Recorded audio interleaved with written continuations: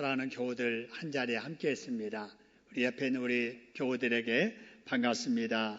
오늘 또 하나님의 말씀으로 큰 은혜 받으세요. 인사합시다. 반갑습니다. 하나님 말씀으로 큰 은혜 받으시기 바랍니다. 감사합니다. 자, 오늘은 우리 에스라서 강의 8번째 시간입니다. 지난 주일날 유대 사람들이 성전을 건축한 말씀까지 살펴보았습니다. 여러분, 그런데 그들이 지었던 성전이 어떻게 생겼을까? 여러분 궁금하실 거예요. 영상에 그 모습이 나오는데요. 여러분 보시는 대로 굉장히 웅장한 건물입니다. 유대 사람들이 이 성전을 그 어려운 중에 건축을 다 마쳤는데요. 여러분 아마도 유대 역사에 너네들이 가장 보람된 일이 무엇냐라고 묻는다면 우리가 하나님의 성전을 이렇게 지었다라고 아마 말할 거예요. 그런데 이 성전을 보면서 우리가 꼭 기억해야 될 것이 있어요. 그게 뭐냐 하면은 이 성전을 그러면 유대 사람들의 힘만으로 지었을까 하는 거예요. 우리가 유대인들의 이 성전 건축 과정을 쭉 우리가 살펴보면 결코 그들의 힘만으로 성전을 건축한 것이 아니었다라는 것을 알게 됩니다. 왜냐하면요, 유대 사람들이 나라를 잃어버렸잖아요. 죄만 짓다가. 그래서 강대국 바벨론에게 포로되어 끌려갔어요. 자기 나라에서 살 수도 없었어요. 그리고 노예 생활하고 있었기 때문에 그들이 고국에 돌아가서 성전을 짓는다라고 하는 것은 상상도 할 수 없었습니다. 그런데도 불구하고 그들이 고국에 돌아와서 성전까지 건축할 수 있었던 것은 바로 고레스 왕이 바로 바벨론을 무너뜨리면서 조서를 내렸기 때문에 그래요. 무슨 조서를 내렸느냐? 바벨론 너희들이 유대 사람들을 끌어다가 종으로 지금 부리고 있는데 그 종으로 부리고 있는 유대 사람들 다 돌려보내라. 이제 나라가 바뀌지 않았어요. 이제 바벨론이 망하고 바사가 통치하게 되니까 그들이 해왔던 제도 다 없애버리고 그들이 끌어왔던 이스라엘 사람들 돌려보내게 하고, 돌려보내도 그냥 돌려보내는 게 아니라 너네들이 뺏어왔던 성전 기물 다 돌려주어라. 그리고 빈손으로 돌려주지 말고 그동안에 수고했던 거 싹 계산해서 나눠주어라. 그리고 돌아가서 너네들이 허물었던 성전 그 자리에 다시 짓도록 하라. 이렇게 해서 이스라엘 사람들이 돌아오게 되었고 돌아와서 성전을 짓게 되었다 하는 거지요. 여러분, 그렇다고 해서 성전을 지으면서 어려움이 없었느냐? 아니지요. 우리가 지금까지 살펴본 대로 성전 건축을 시작하자마자 방해꾼이 일어났잖아요. 그래서 성전 건축이 16년 동안이나 건축하다가 중단돼 버립니다. 그런데 나중에 시작하게 되는데 다시 시작하게 된 것도 하나님께서 선지자를 보내가지고 아무리 너네들이 어려워도 안에 방해가 있다고 그래서 하나님의 성전 건축 짓다가 16년 동안이나 손 놓고 있느냐. 빨리 다시 시작하라. 그래서 시작하게 된 거예요. 그때 또 총독에 나서서 방해하지 않아요. 그때 왕에게 상소문을 올려가지고 유대 사람들이 바사왕 고레스의 원년에 조서 때문에 이 성전을 건축한다고 하는데 저는 잘 모르겠으니 왕이 한번 확인해 보시고 왕의 뜻 알려주시면 왕의 뜻 받들어서 왕의 뜻대로 하겠습니다. 이리 할 때 이때도 다리오 왕이 그 상소문을 받고 나서 조서를 내리잖아요. 성전 건축 방해하지 말아라. 누구라도 방해하면은 벌할 거다. 그리고 세금을 가지고 성전 건축 보조해 주어라. 이래 가지고 성전을 건축해서 여러분 마칠 수가 있었던 거지요. 여러분, 그렇다고 그래서 그러면은 이스라엘 사람들이 지었던 이 성전 건축 그러면은 남의 나라 왕들의 조소 때문에 그럼 완성이 됐느냐? 또 그렇게 볼 수가 없습니다.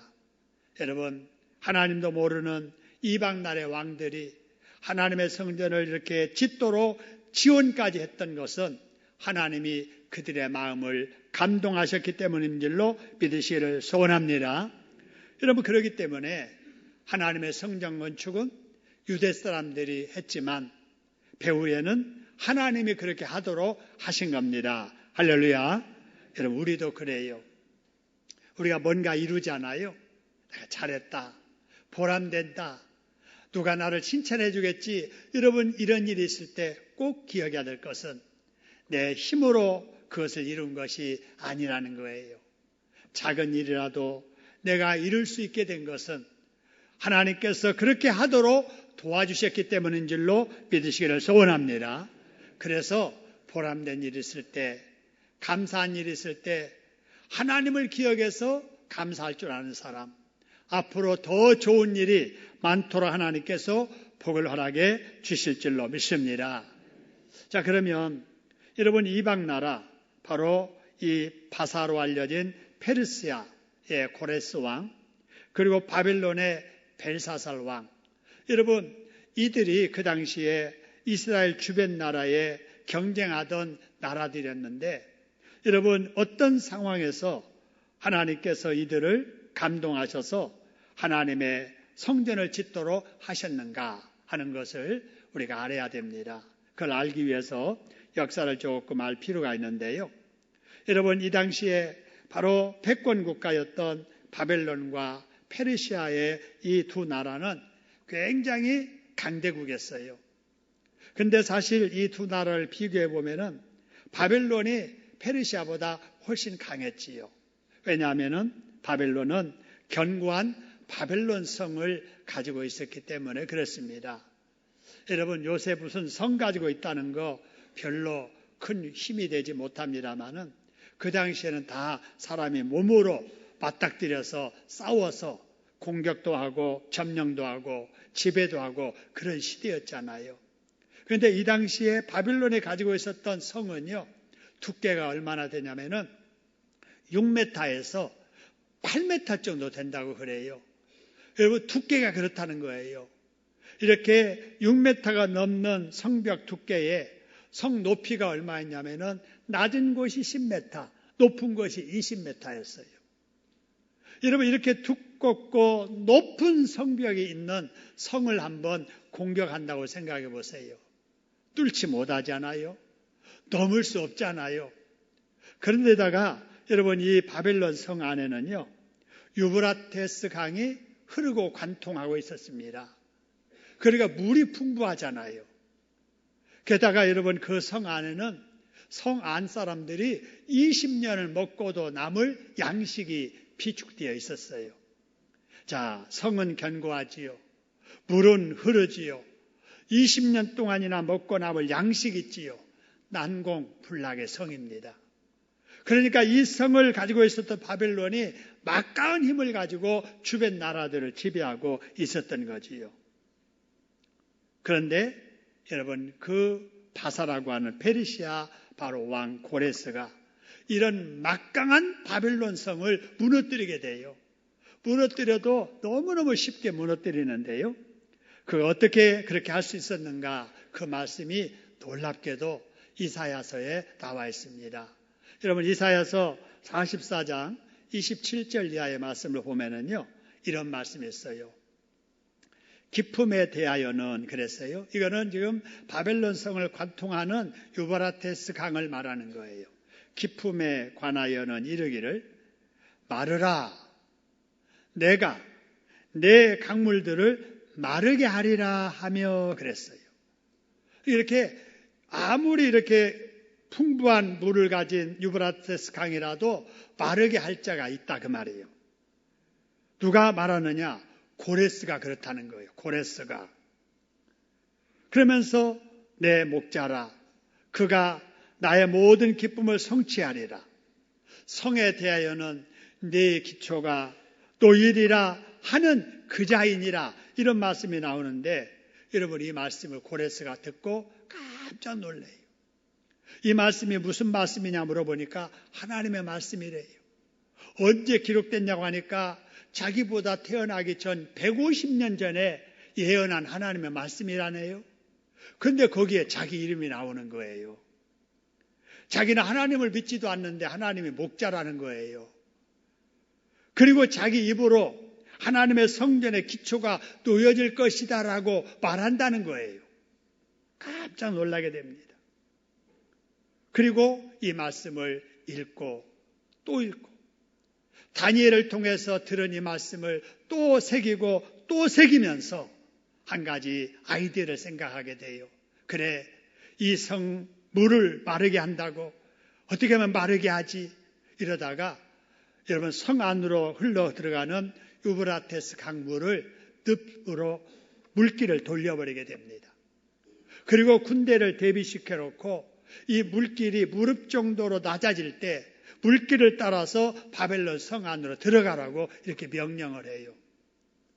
그렇게 해가지고 물길이 낮아지게 되자 그 물길을 따라서 이 군대들이 그 속에 들어가게 됩니다. 페르시아 군대들이.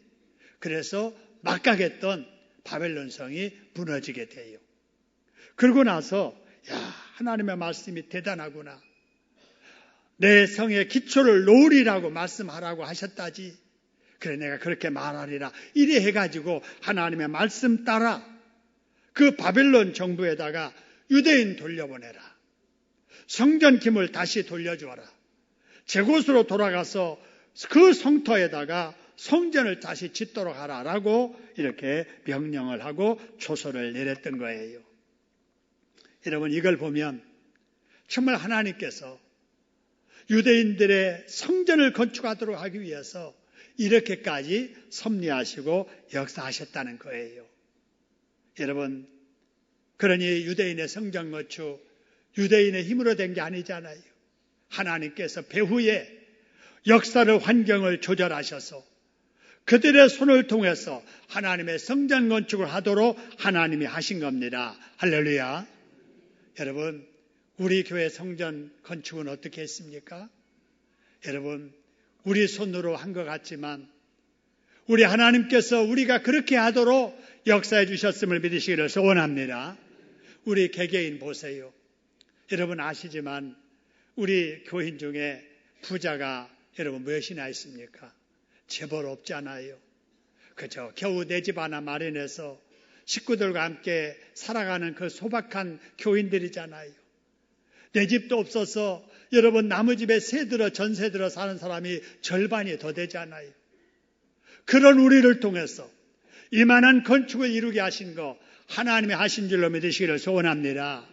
그저 우리는 십시일반으로 여러분 적은 정선이라도 내가 벽돌 하나라도 하나님의 집을 잇는 일에 동참하리라 이렇게 생각하고 참여해서 쓰임받았던 것입니다. 할렐루야. 여러분 나 같은 작은 자라도 내가 가진 것 없는 그 작은 거라도 하나님을 받으셔서 이렇게 하나님의 집을 멋있게 세우셨던 우리 하나님께 감사할 수 있기를 소원합니다. 그렇게 하실 우리 하나님께 우리 박수로 감사하십시다. 감사합니다. 여러분, 그러면 성전 건축을 이렇게 우리가 마쳤는데요. 성전 건축을 마치고 나서 뭘 해야 되는가? 여러분, 이런 일도 유대인들의 성전 짓고 나서 뭐 했는가를 통해서 우리가 확인하면 좋겠지요. 지난 설교 마지막에도 말씀을 나눴습니다마는 16절에 그 말씀이 나와 있잖아요. 16절에 보니까 이스라엘 사람들이 하나님의 성전을 다 짓고 나서 맨 마지막에 뭐 했다 그래서요? 성전 봉헌식을 했다라는 거예요. 여러분 우리가 봉헌이라는 말을 가끔 쓰지 않아요? 봉헌한다. 불교에서는 봉축한다 이러는데 여러분 이 봉헌이라는 말은 한문으로 받들어 섬긴다 그런 뜻으로 이렇게 표현하고요. 영어로는 dedication 또는 offering이라고 이렇게 말을 하지요. 그래서 섬겨 공경하는 마음으로 바치는 것 이것이 봉헌인데 앞에 성전 봉헌이 될 때는 하나님의 집을 다 지어서 이제 하나님께 올려드리니 하나님의 뜻대로 이 전을 사용해 주세요 라고 하는 예식이 뭐예요? 성전 봉헌식이라는 거예요.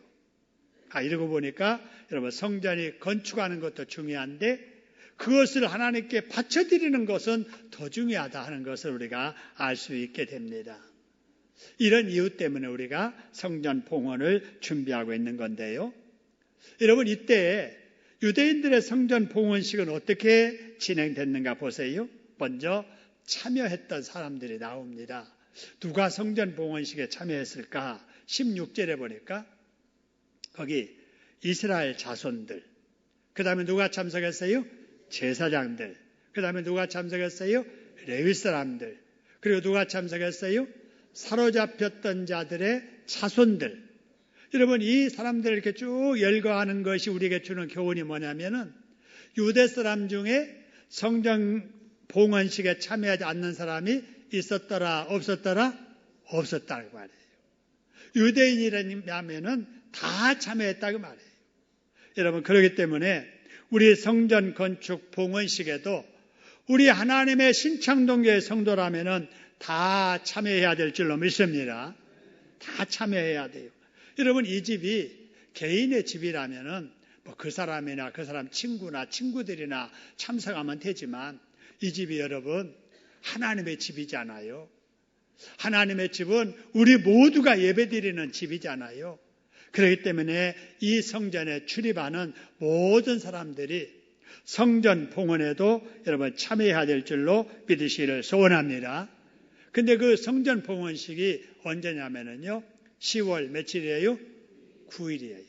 근데 몇 요일인 줄 아세요? 금요일이에요. 금요일. 여러분 빨간 글씨니까 노는 날이잖아요. 몰랐다가 이걸 알고 교회 가기를 그래? 그러면은 목요일 날 밤에 식구들 데리고 놀러 가서 금요일 날, 토요일 날, 일요일 날까지 놀다 와야지 라고 생각하는 분이 한 분이라도 계실지 모르겠어요. 만일에 그런 분이 계시다면은 제가 여러분 단언코 예언하건대 그날 놀러 가도 하나도 재미없을 거예요. 그러니까 놀러 가면 돼요? 안 돼요?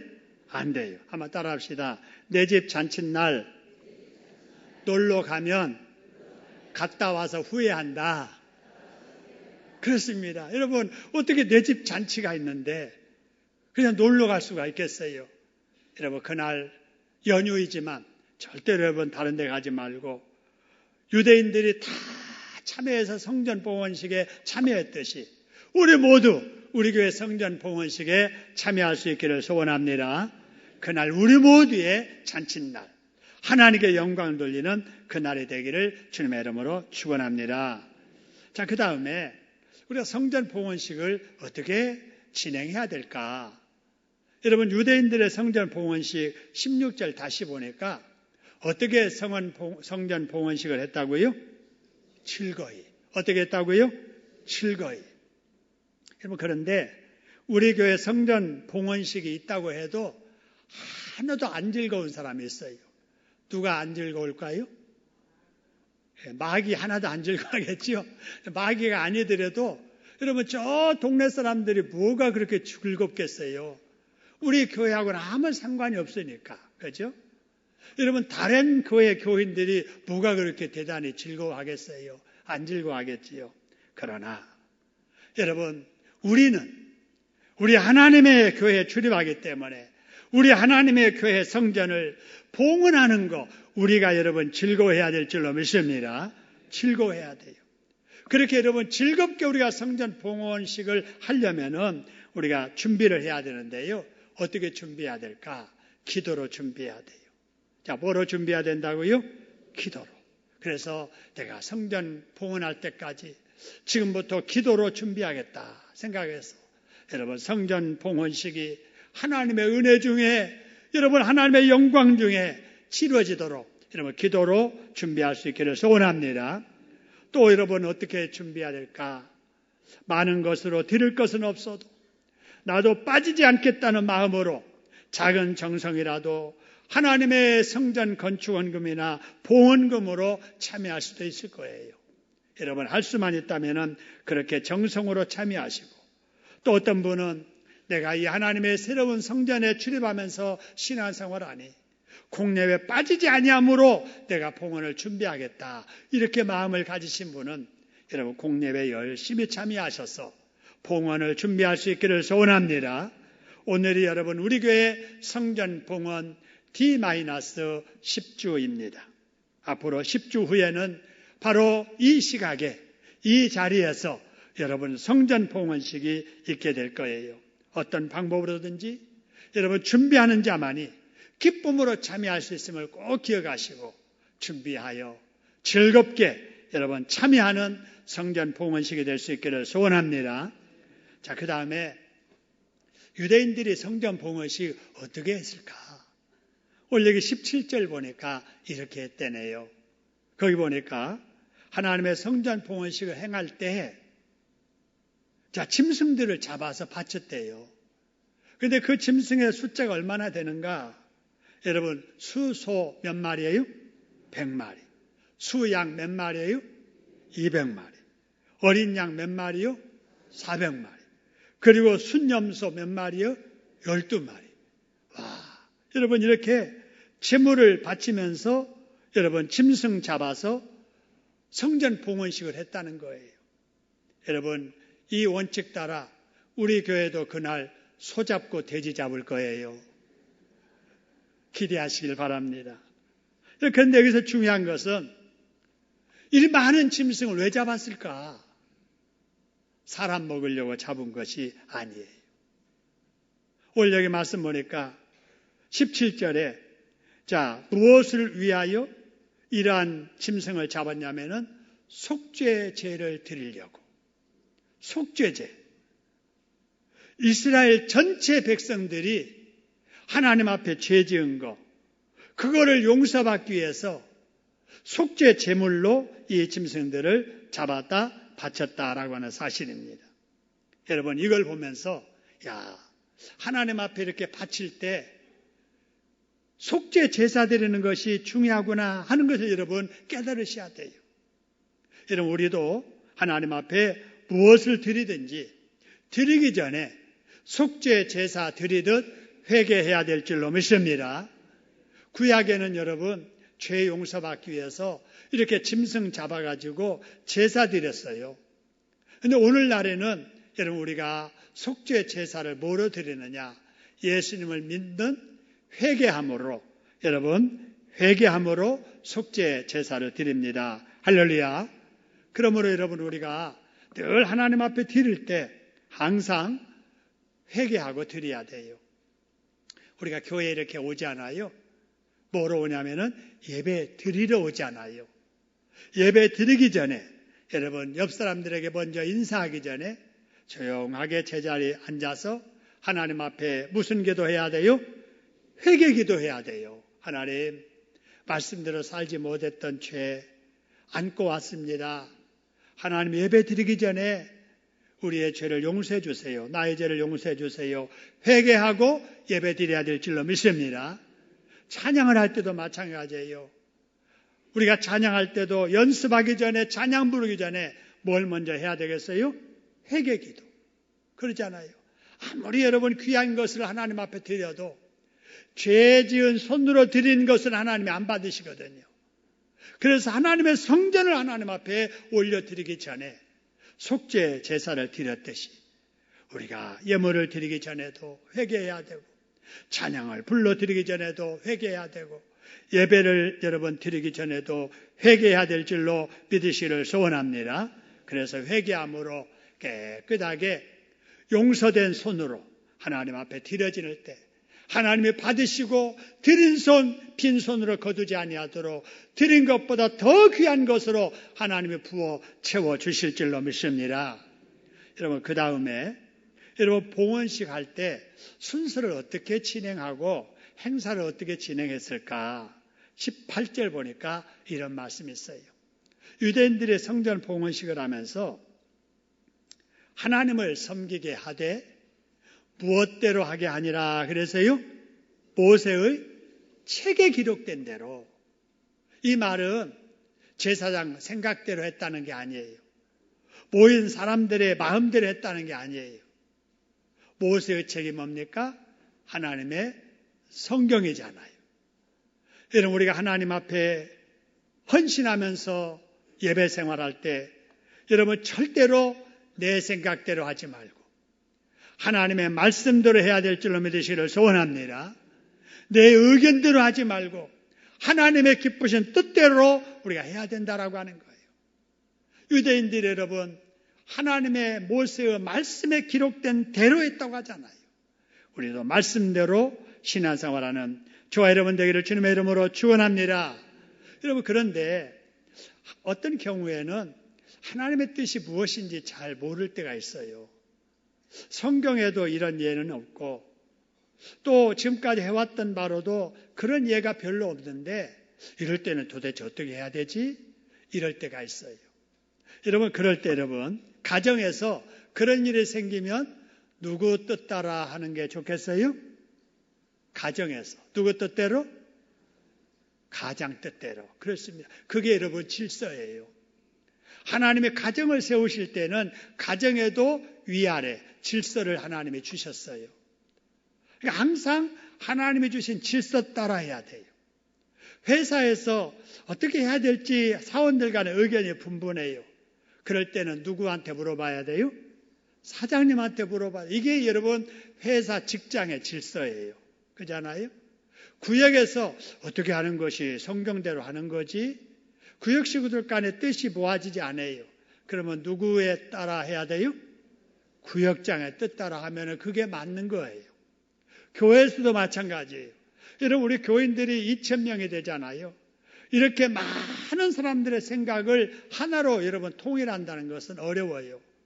그렇지만 성경에 이렇다 그러면은 다 그대로 하면 되고, 그런데 이게 분명치 않을 때는 어떻게 해야 될까? 누구 뜻 따라 하면 되는 거예요? 누구 뜻 따라 하면 돼요? 담임 목사님의 뜻 따라 하면 되는 거예요. 우리 장로님들도 이렇게 모여서 회의하잖아요. 장로님들 간의 뜻이 이렇게 합하지지 않으면은 선임 장로님한테 물어봐요.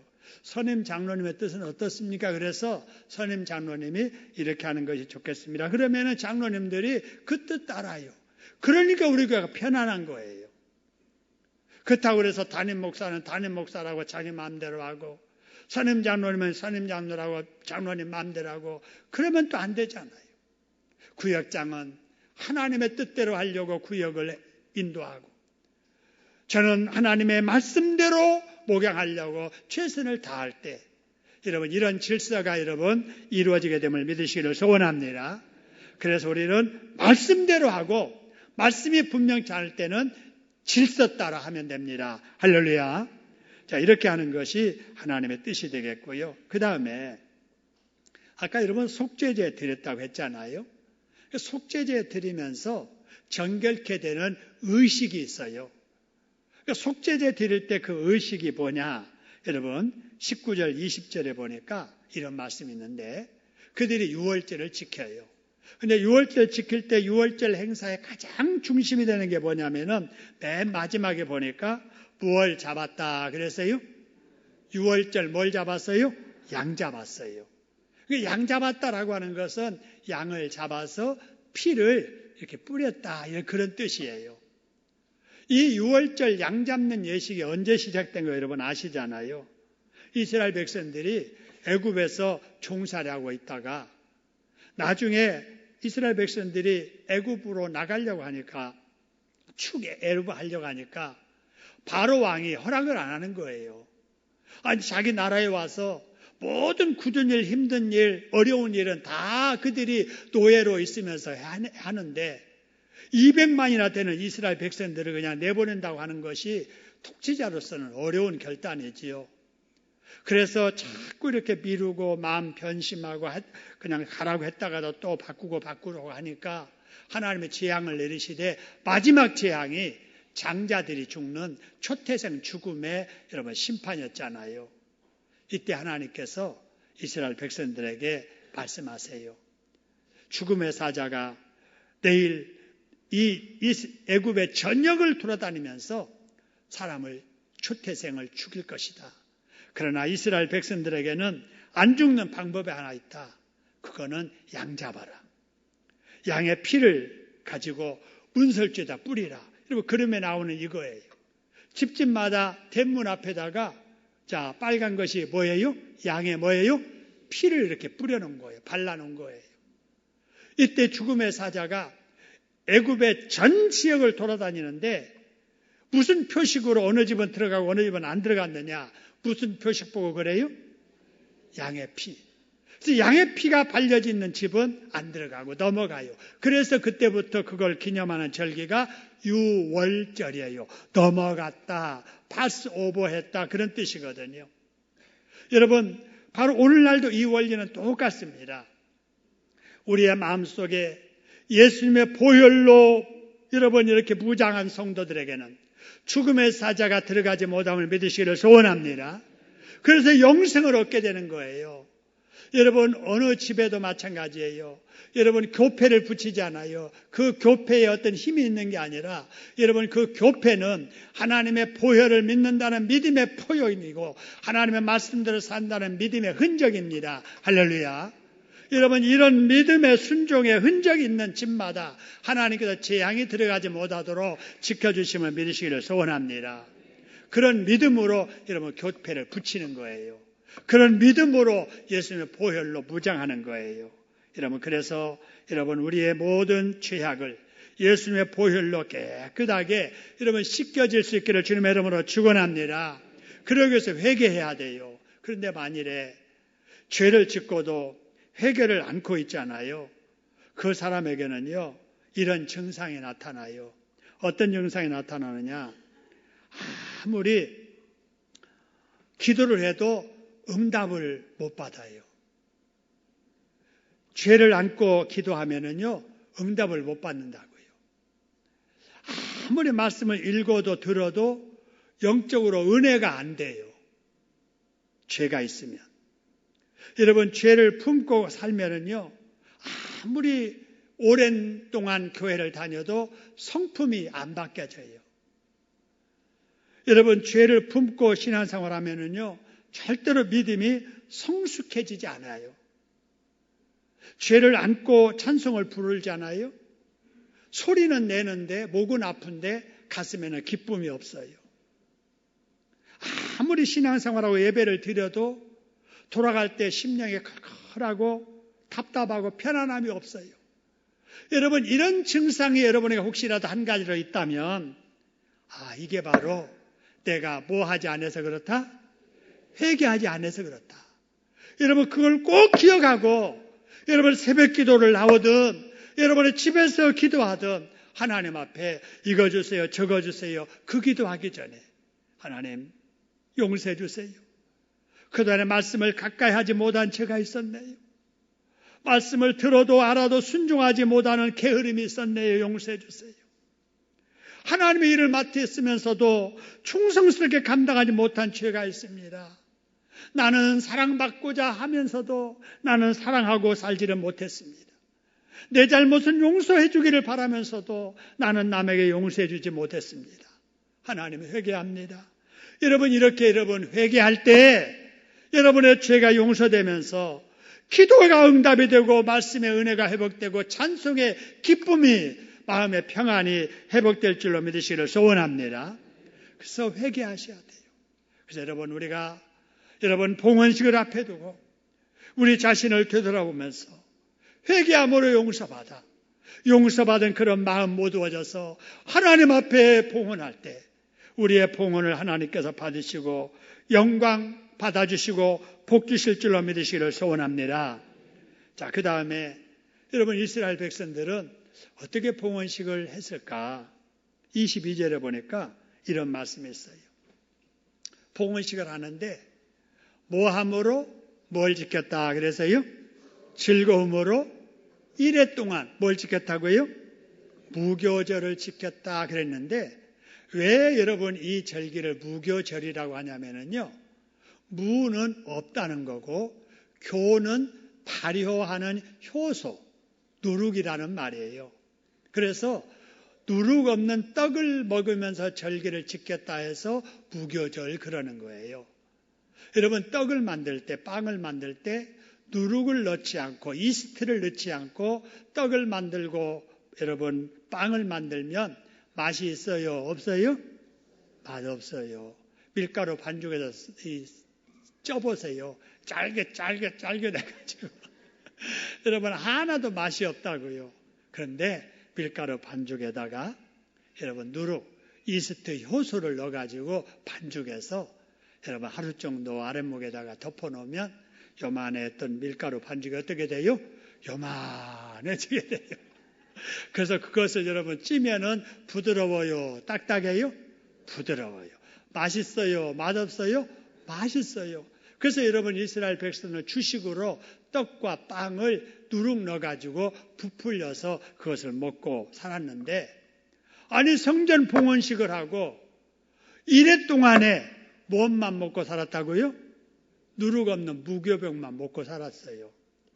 그러니까 여러분 어쩌다가 이거 하루 먹는 것도 괜찮지만 그래도 이래 동안에 이것만 먹으면은 고역이지 않겠습니까? 여러분 그런데도 불구하고 이들은 어떻게 무교절을 지켰다고요? 즐겁게. 며칠 동안? 이래 동안. 여러분 우리 생각에 하나도 안 즐겁겠다. 여러분 이렇게 생각할 거예요. 근데 이들은 즐겁게 그것도 하루가 아니라 이래 동안 지켰다는 말이에요. 뭐 때문에 그랬을까? 뭐 때문에? 22절에 보니까요. 이는 이렇게 맛없는 떡을 이래 동안 먹으면서도 즐겁게 지켰던 이유는 누가 그들을 즐겁게 하셨어요? 여호와께서 그들을 즐겁게 하셨다는 말이에요. 여러분 우리는 즐겁게 살아야 될 줄로 믿습니다. 그런데 문제는 무엇 때문에 즐겁게 사느냐가 중요해요. 여러분 소주 때문에 즐겁게 사는 사람은 뭐가 있어야 즐거워요? 소주가 있어야 즐거워요. 아침 이슬이 있어야 돼요. 여러분 입으로 들어가는 음식 때문에 즐거움을 삼는 사람 있잖아요. 몸으로 느끼는 여러분 이 쾌감 때문에 즐거움을 삼는 사람이 있단 말이에요. 많은 것을 가짐으로 즐거움을 삼는 사람이 있어요. 여러분 이런 즐거움은 오래가지 못하고요. 이런 즐거움 때문에 사는 사람들은 일평생 허걱허걱하면서 여러분 살게 됩니다. 여러분 우리 예수 믿는 사람들은 여호와께서 즐겁게 주시는 그 즐거움 때문에 즐겁게 살아야 됩니다. 할렐루야. 여호와로 인하여 즐거워하고 하나님으로 인하여 자랑하는 여러분 저와 여러분 되기를 주님의 이름으로 축원합니다. 그러면 이스라엘 백성들은 무슨 하나님 때문에 하나님의 무슨 일을 했기 때문에 하나님을 인해서 즐거움을 받았을까? 22절에 보니까 이런 말씀이 있어요. 즐거움으로 이랫동안 무교를 지켰으니 또 아수르 왕의 마음을 그들에게로 돌려서 이스라엘 하나님이신 하나님의 성전 건축하는 손을 힘있게 하도록 하셨다 그 말입니다. 하나님께서 누구의 왕을 그들에게 마음을 돌리겠다고요? 아수르. 여러분 여기서 말하는 아수르는 고레스 왕을 말하는데 고레스 왕도 아수르처럼 못되니까 그냥 이렇게 이름을 아수르라고 했지만 실제적으로는 고레스와 다리오 왕이에요. 이들의 마음을 하나님께서 이스라엘 사람들 건축하는 일에 힘이 되도록 감동하셨다는 것을 알게 된 거예요.